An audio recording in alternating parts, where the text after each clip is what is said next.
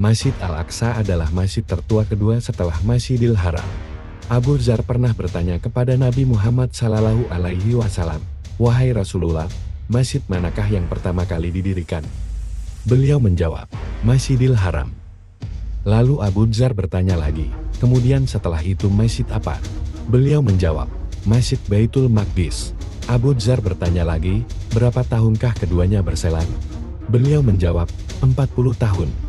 Sebagaimana yang tertera dalam hadis tersebut, Masjid Al-Aqsa adalah masjid yang sudah didirikan sejak lama, bahkan sebelum kenabian Rasulullah SAW.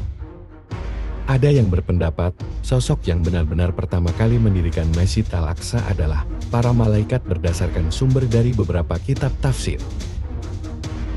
Namun, ada pula yang berpendapat dari kesepakatan mayoritas ulama, dan yang sahih.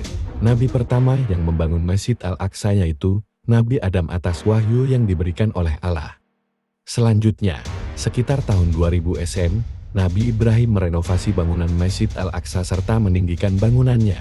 Setelah itu, diketahui bahwa Nabi Yakub juga melangsungkan perbaikan pada bangunan Masjid Al-Aqsa.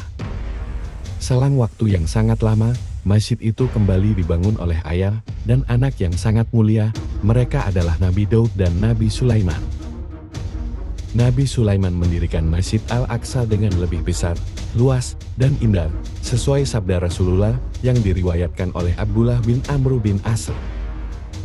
Ketika Sulaiman bin Daud selesai membangun Baitul Maqdis, dalam riwayat lain disebutkan, membangun Masjid Baitul Maqdis, maka ia meminta 3 perkara kepada Allah, yaitu keputusan hukum yang sejalan berdasarkan keputusan Allah, kerajaan yang tidak selayaknya dimiliki seseorang sesudahnya, dan agar masjid ini tidak didatangi seseorang yang tidak menginginkan selain salat di dalamnya, melainkan ia keluar dari dosa-dosanya, seperti hari ia dilahirkan ibunya.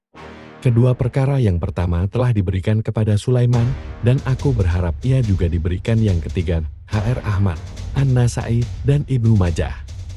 Menurut para ahli tafsir dan sejarah, sekitar abad ke-6 sebelum Masehi, Masjid Al-Aqsa Yerusalem diserang oleh Nebukadnezar dari Babilonia.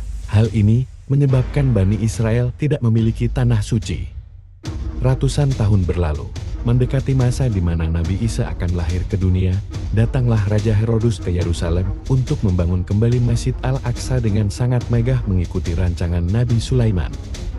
Bertahun-tahun kemudian, tempat suci itu kembali dihancurkan oleh Kaisar Titus dari Roma. Kejadian ini diperkirakan terjadi pada tahun 70 Masehi ketika ia datang ke Palestina untuk menghukum orang-orang Yahudi.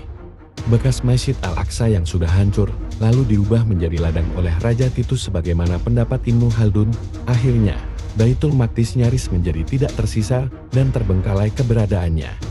Barulah ketika Baitul Maqdis berhasil dikuasai oleh umat Islam pada masa kekhalifahan Umar bin Khattab. Kaum muslimin berbondong-bondong membangun kembali Masjid Al-Aqsa sebagai wujud laknat Allah Ta'ala kepada orang-orang kafir di kalangan Bani Israel.